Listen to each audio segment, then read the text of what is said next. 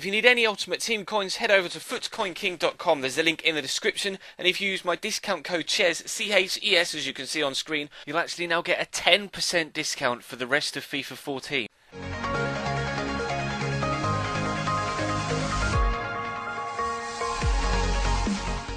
Hey guys, how's it going? Chez back again and welcome to episode number 44 of the Dortmund career mode here on Xbox One. Yesterday's episode went down phenomenally well and we had some fantastic performances in there as well.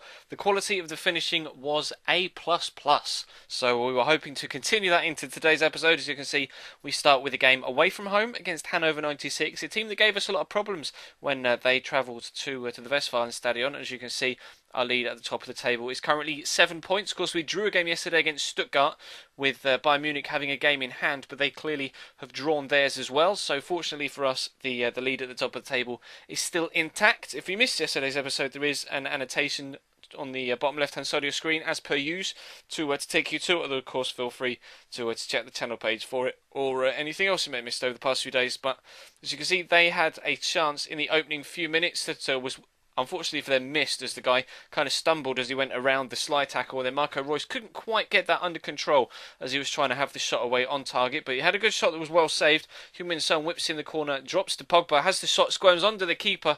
Pogba almost bats it in with his arm, but then the defender is there to hook it clear, and unfortunately for us, we aren't quite able to take the lead. But Alessio Cerci's going to square the ball inside. Good turn into Shaqiri. All he's got to do is put it in the back of the net, and for some reason, he can't put it under the goalkeeper into the corner of the goal, and he slots it past the post, and we stay at 0-0. I was particularly disappointed with that, and then got torn apart at the back with that cheeky little roulette. Stindl plays in Schmieder back, who's going to play the 1-2 with Schmindl, and then break into the box himself after Sané plays the ball round the corner to Castro. Shot well saved though, down low by the goalkeeper. Roman Weidenfeller not really too troubled by that. But we push into the second half now, in fact. Not too much of an exciting first half, but the second was going to liven up a little bit. Ramsey's going to play the ball down to Marco Reus, trying to catch him on the counter-attack here. Reus into Cerci, who plays the ball around the corner again, back to Marco Reus. And then this sort of situation is just a foregone conclusion. Marco Reus races away, smashes it into the back of the net, and we take a 1-0 lead just after the half-time break. 49th minute.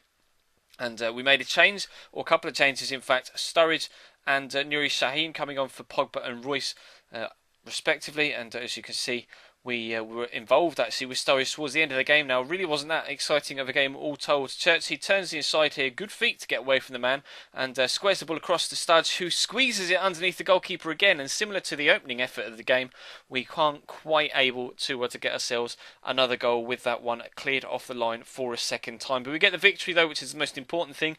3 points away from home against Hannover 96, and we'll push forward into the next game. It's against FC Nuremberg, a side that aren't necessarily one of the strongest in the league at all. They're not even necessarily a top half side in the Bundesliga, but still have a few issues, or still can cause a few issues when it comes to defending against them. We've got a couple of good, tricky, physical players up top that can cause us some issues. You can see the lead at the top is now 9 points. We win, and Bayern Munich, unfortunately for them, draw. So a big lead now at the top of the table with only a few games to go. We do look like we're in pole position for that Bundesliga title to get it there again, but they're going to get a good start here. 7 minutes in, they find the ball into the back of the net. The guy that made the assist, Tarasov, something like that, he kind of paused and left the ball behind him, which kind of threw me off, and I couldn't close the man down, or the second man that in fact put the ball into the back of the net. So they took an early 1-0 lead, but just a few minutes later the ball unfortunately drops on the edge of the box there. But Shaqiri, what a strike.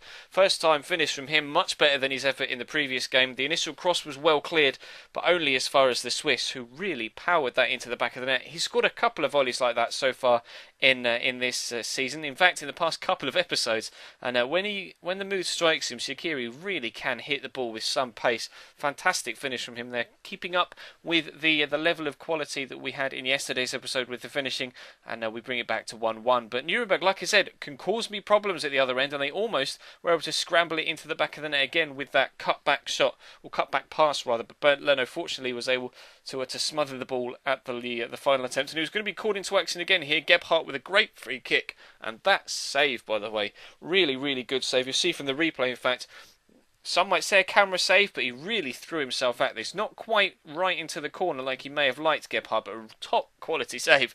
The finishing is good at one end, and fortunately Bernd Leno is on hand with a quality save at the other. And Shaqiri's played through on the overlap here, got a couple of men in the box, tries to find Sterling at the back post. Good first time hit, but unfortunately goalkeeper is equal to it, and they hook it clear. We head into the second half.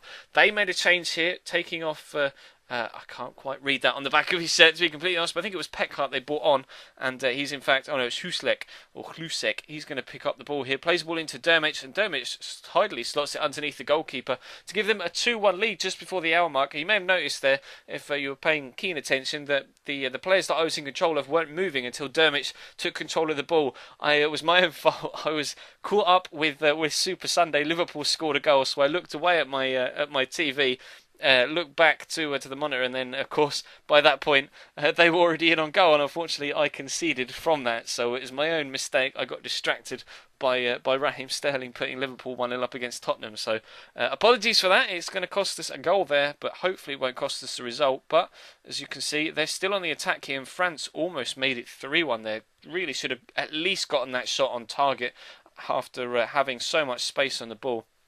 Really disappointing from him, but they give the ball away here. Socrates picks it up.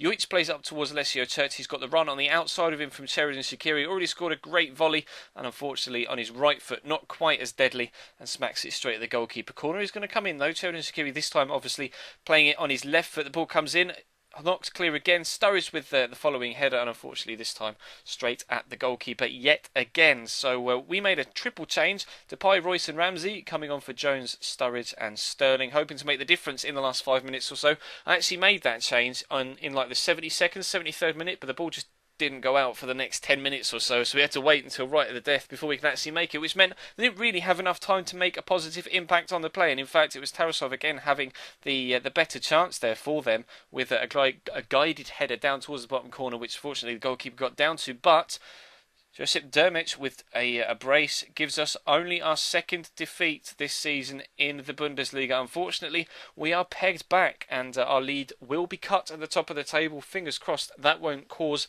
a downturn and a spiral in a downward spiral in our form in the league, because it really would be nice to get back-to-back Bundesliga trophies here, especially considering we are now on legendary. But if you remember yesterday's episode, we had the first leg here against Celtic, won it 2-1 away from home. Chelsea have come from 1-0 behind to now beat Sporting Lisbon in the second leg to go through to the next round 2-1, and Arsenal and Bayern Munich draw 4-4 in aggregate. I'm not sure who got through from that one, but Marco Reus has a good burst of pace to get away from the man here. Good shot, well saved by Fraser Forster. He denied us right at the end of the first leg, if you remember from yesterday, with a good effort from Daniel Sturridge, I think it was, or Paul Pogba, and we could have made it 3-1 and put the tie to bed. Unfortunately we didn't. I didn't really want to showboat there with Son, to be completely honest. I just wanted to do the fake shot and then run off, and he kind of stopped, turned, and then did the kind of, well, rather flamboyant leg swing. But anyway, we still couldn't get the ball into the back of the net, and in fact Pukki was played over the top here. Great ball, shot well saved by Weidenfeller, down low to his left hand side. He is aging now, Weidenfeller, but still shows that he does have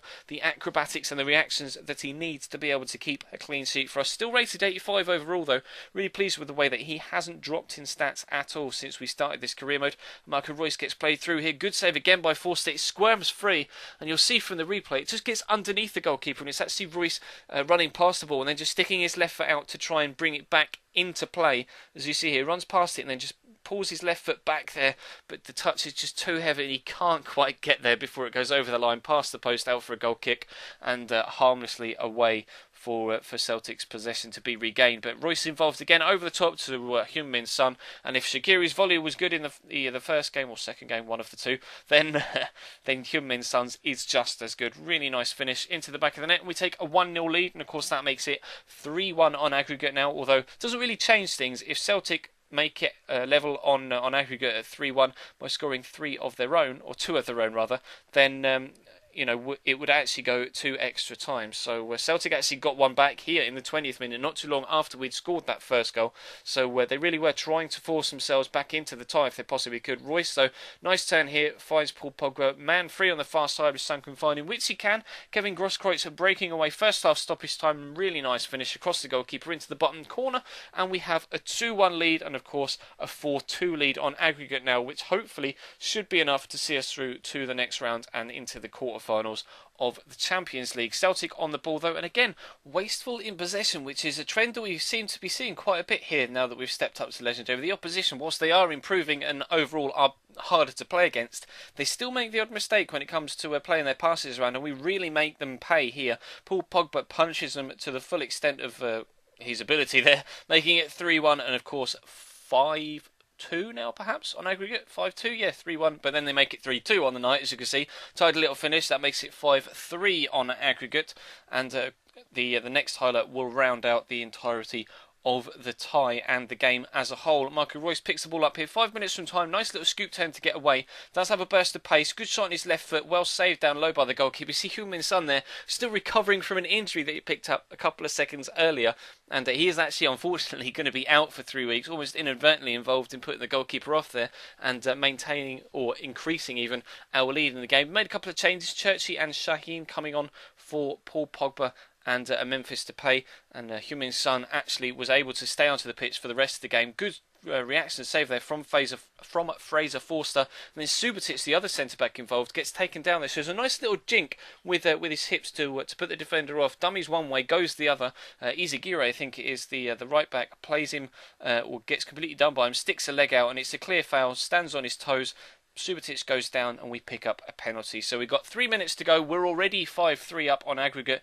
Can we really put the tie to bed with a penalty here? Kevin Grosskreutz was initially given it. I'm not really too sure why, considering he only has penalty ability of 42. I did eventually give it to Marco Reus, who has 84, the highest of any player we have in the side right now. Marco Reus steps up, smashes it into the right-hand side of the net, and that gives us a 4-2 win on the night, and of course a 6-3 win on aggregate. So we're comfortably through to the quarterfinals of the Champions League, and you'll see in just a second who we're going to face. And there are still quite a few really big teams in the competition, as you might expect, as you get to the ending rounds in the Champions League. Arsenal, in fact, do get through against Bayern Munich, and there are 2 all-English ties there. Man United play Chelsea, and Arsenal play Manchester City. So there's definitely going to be at least 2 English sides in the semi-finals of the Champions League. Can we join them? We've got Valencia ourselves. Hopefully we can pick up a good result at home and away from home at the Mestalla. But our lead at the top of the table has been cut from 9 to 6 thanks to that defeat against Nuremberg, and surprise defeat against Nuremberg, that are now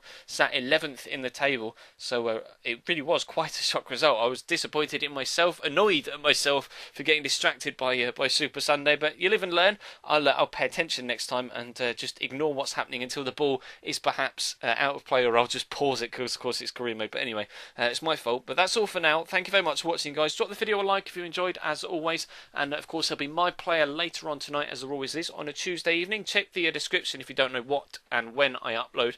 There is a schedule there and in the about tab of the channel page. But if you missed anything over the previous few days, then check the channel page for it. And that's all for now. Thank you very much for watching, guys. Like, favourite, comment, subscribe, and I will see you next time.